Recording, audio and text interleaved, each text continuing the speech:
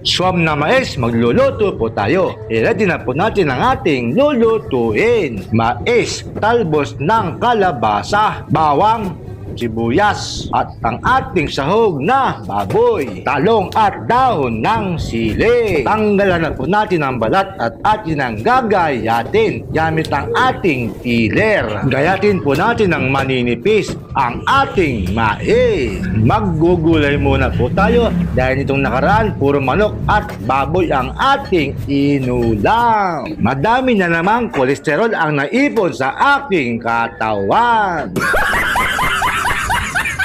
Isunod na po natin ang ating talbos ng kalabasa at bulaklak. Himayin lang po natin at tanggalin po natin ang mga matitigas na parte ng talbos ng kalabasa.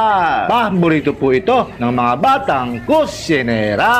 Isunod po natin ang ating bawang at sibuyas, panggisa ng ating suwam na mais. Sa pagiging content creators, kailangan matyaga ka at lahat kailangang pinag-aaralan. Kung gusto mong kumita, magsipag ka. At kung napapanood nyo ang aking video at nagustuhan nyo, paki-follow, like, and share naman po. Maawa na kayo.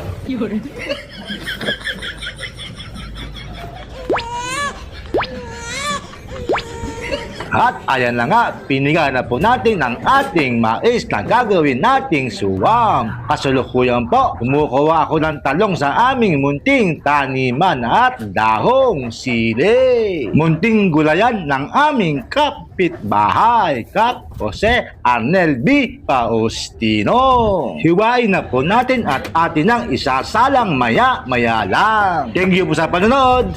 God bless po. Bye-bye.